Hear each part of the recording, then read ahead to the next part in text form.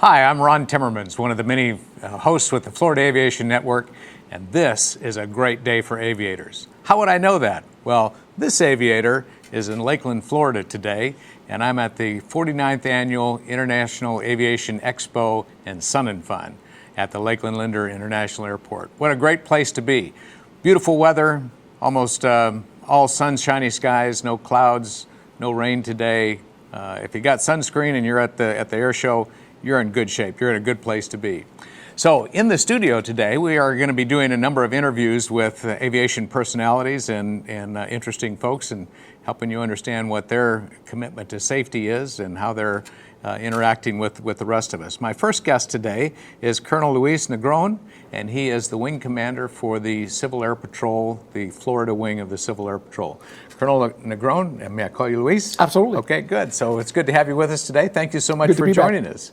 So Civil Air Patrol, now many of our viewers have heard of Civil Air Patrol and probably heard of your help in disaster relief and the like, but there's a whole lot more to Civil Air Patrol than what we often see. There's a lot of things that go on behind the scenes and the like, but tell us a little bit about the organization that you command here in the Florida wing. Absolutely. So Civil Air Patrol is the Air Force Auxiliary, chartered back in 1941, going on strong after so many years.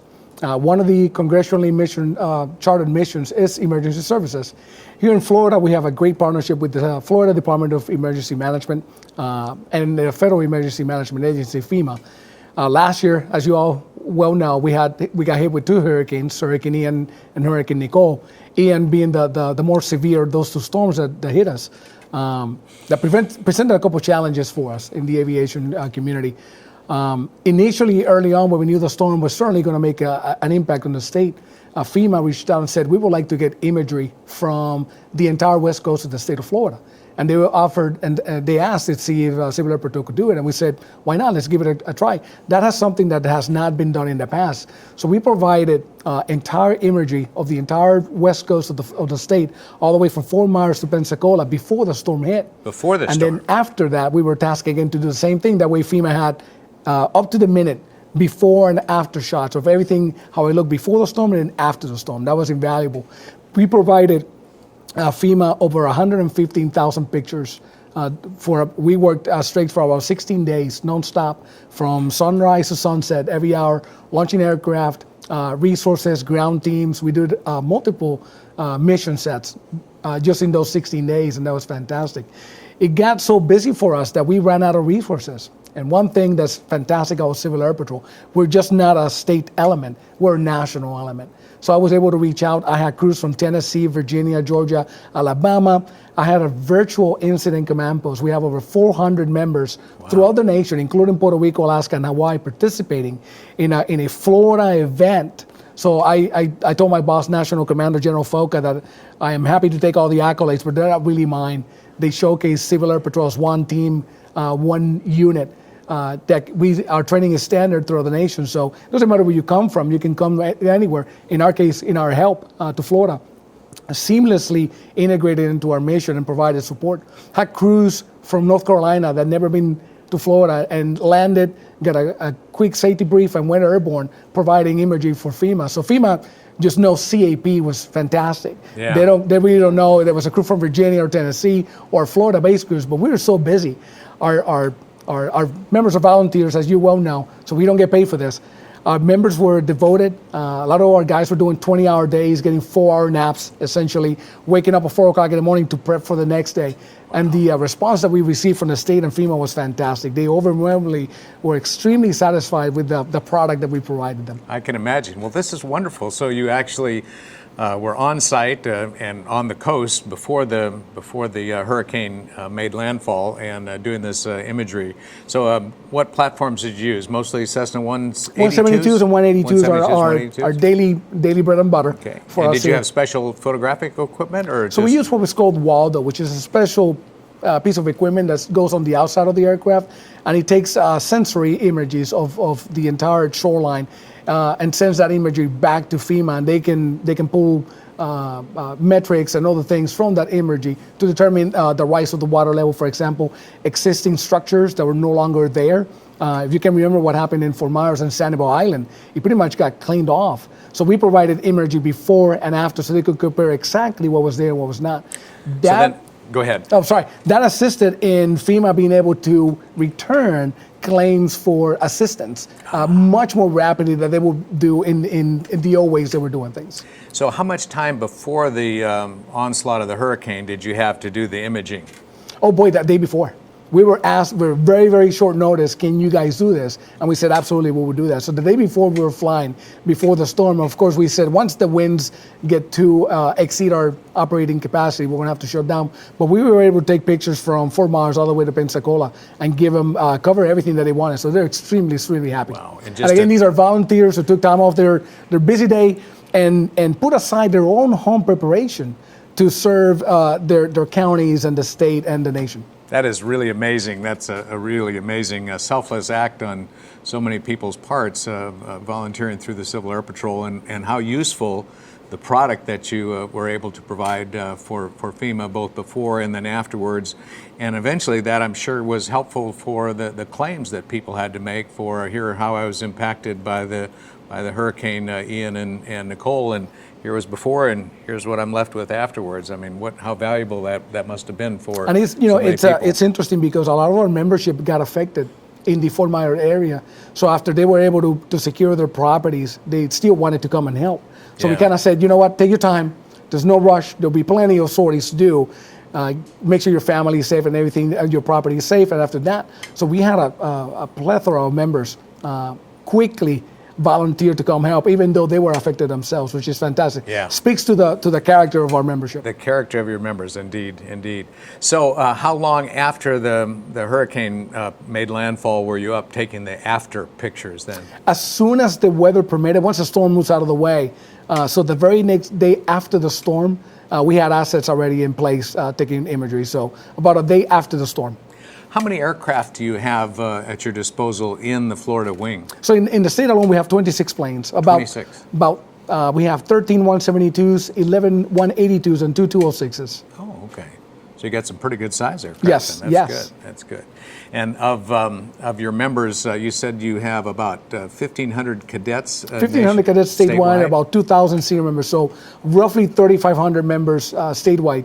I have units all the way down to Key West, which is fantastic. I have units in Jacksonville and Pensacola. So pretty much the entire state has a unit local. Okay, so 3,500 people statewide. You said the wing is the statewide organization, and underneath that you have 8 groups within Florida, and a total of 60 squadrons. About 60 squadrons. Yeah. And growing, thankfully. Growing. We had to, last year we had only 6 groups. We've expanded 2 additional groups.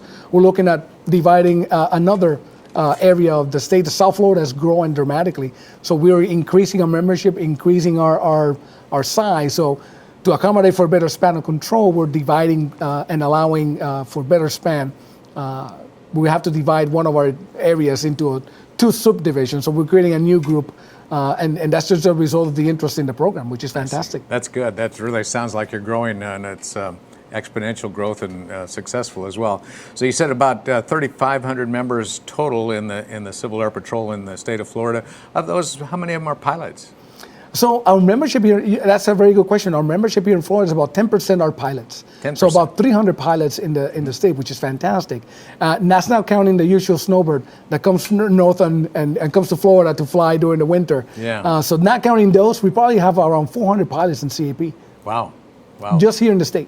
And where do you keep the aircraft based? Everywhere. So I got planes all the way down in Miami, and they support the South Florida area. I got planes in the station out of Pensacola who support the Panhandle area, and I got planes all over the East and West Coast. So I have planes pretty much covering the entire state to provide not just the mission sets that people are familiar with, search and rescue, disaster relief, and that sort of thing.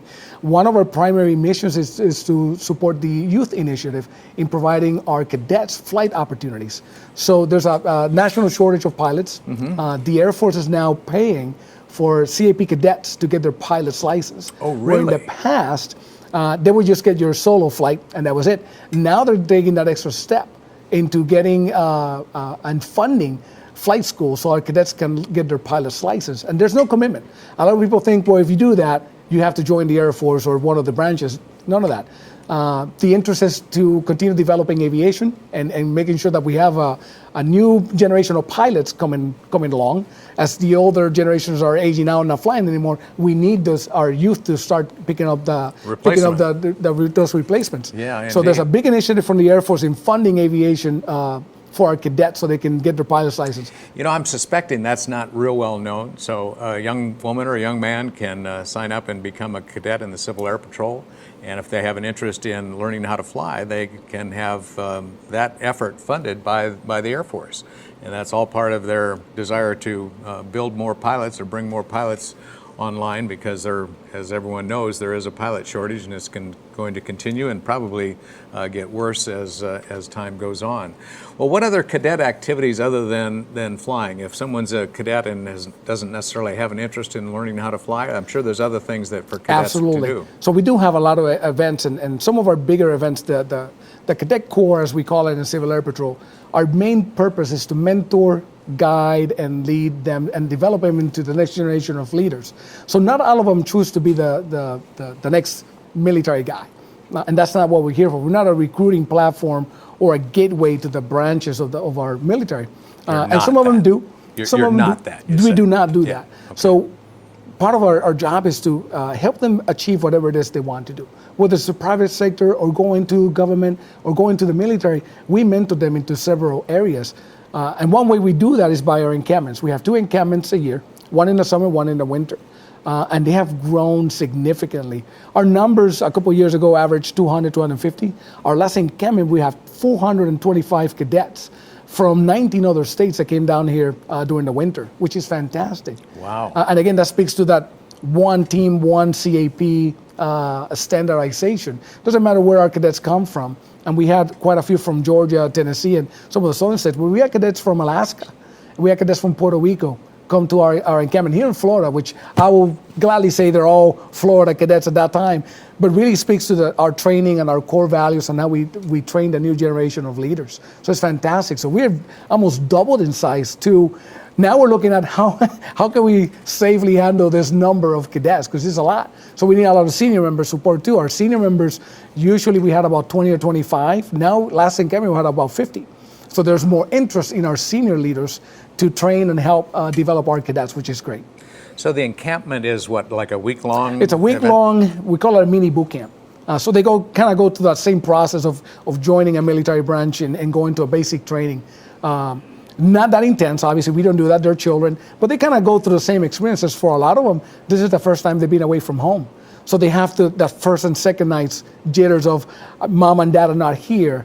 So we do have activities and we do have things so they have fun and kind of get away from that mentality of being alone. Sure. So we try to tell them this is a family. CAP is a family. And now you have 400 brothers and sisters, which is fantastic. So 400 showed up for the last encampment. 400 cadets. Where do you have that? At Camp Blanding, which is a state-run facility up north, about 45 minutes west of Jacksonville. Oh. It's a National Guard facility. It creates that military environment that a lot of the cadets want to be a part of. Yeah. Fantastic support from the state, by the way. Camp Blanding, we've been doing encampments there for a number of years. And everything we've asked, they always say yes. They provide the personnel, the services, and the support, which is fantastic. Yeah, and so I imagine they live in barracks? Oh, yeah. In barracks? So 40-man barracks. They go through that kind of military-style training, if you will. Yeah. So the first 2 days, a lot of them are kind of in shock. They don't know they don't know what's going on. But I'll tell you, at the end of the encampment, none of them want to go home. I can imagine. None of them want to go home. It's a fantastic, and the parents, even though it's a week, the parents, every year after year, they tell us they see the change. Really? So our program is very effective. So some of the cadets come back in subsequent years? Absolutely. Yeah. So it's the cadet program is kind of a revolving door because they do grow and they go to college or they go to the military, they do other things.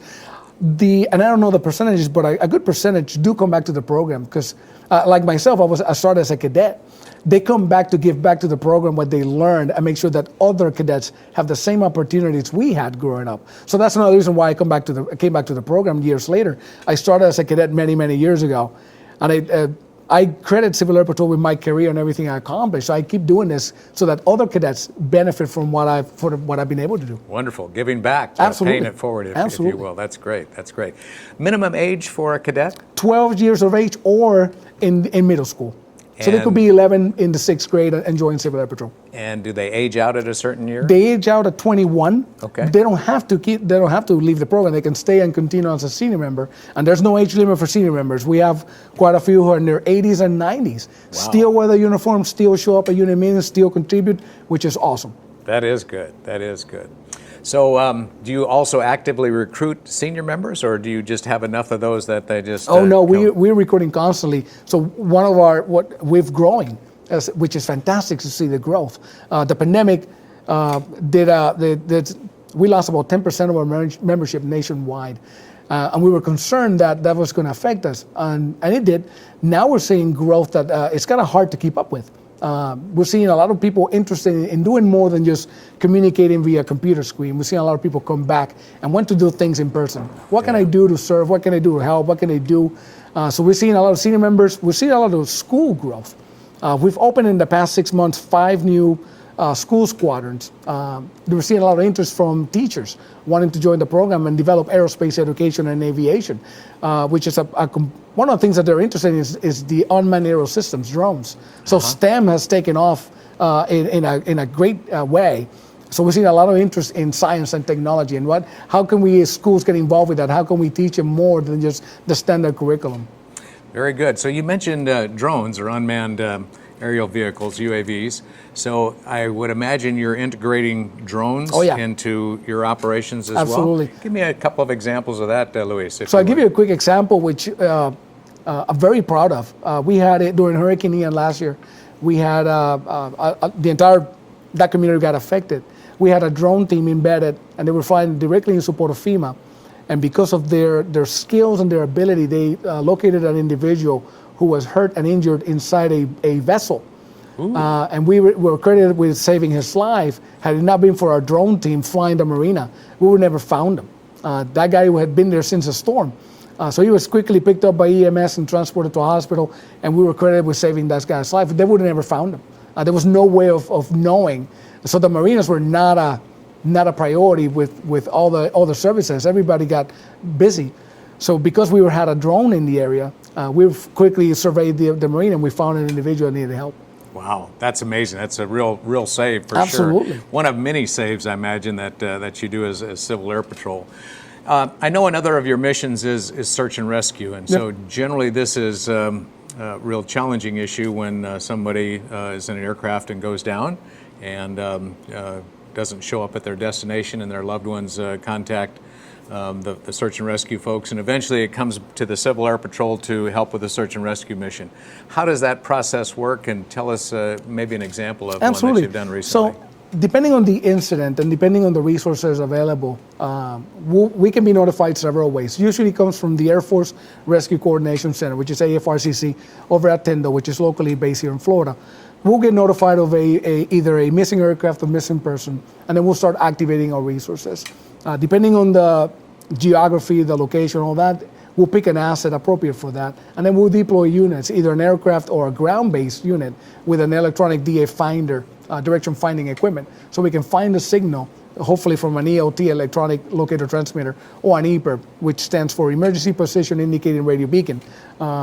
So ELTs are more aircraft-based, EPIRBs are marine-based. So depending on which environment we operate in, we'll look for those signals. ELT, so we have a great partnership with the Air Force, of course, and the state, but we also have a great partnership with the Coast Guard.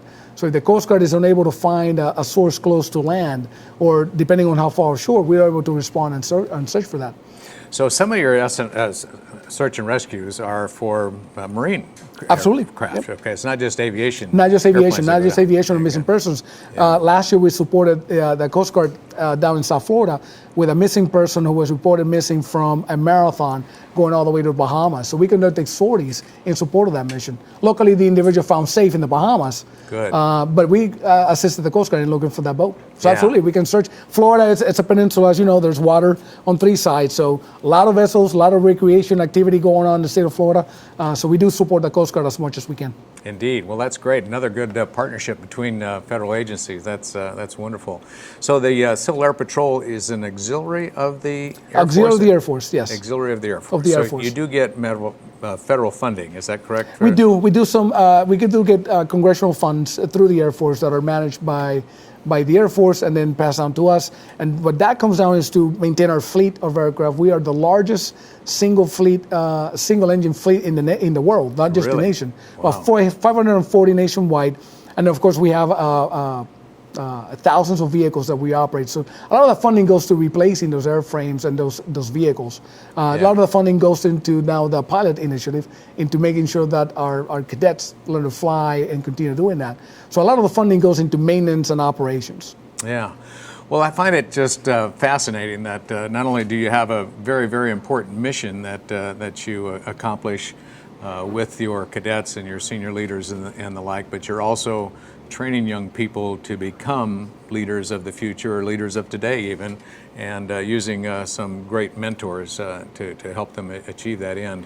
It sounds like the encampment is really a fun event, so that would be something I long to be that young again, that I could go to it. But I'll tell you, here last night at Sun and Fun, we have a group of about 100 members, most of them cadets. And there's a group of the British Air Corps here, the Royal Air Force cadets are here, and they had a fantastic time last night.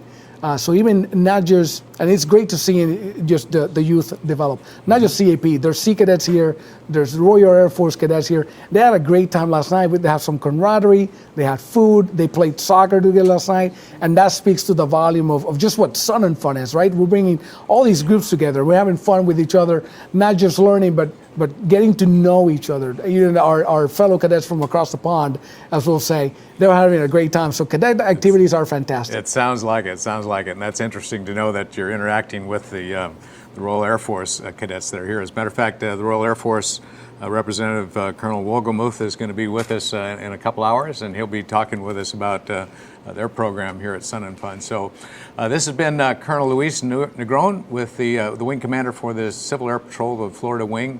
It's been great speaking with you again, Luis, and learning about the Civil Air Patrol and all the things that you are doing and that you'll be doing in the future. Congratulations on the fantastic growth, and I'm sure it'll continue. So thank you. Best wishes to you.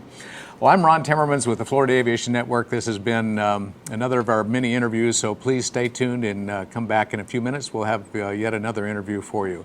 We're broadcasting live and in the clear from the Sun and Fun campus at Lakeland, Florida. Ron Timmermans, come back and see us again soon.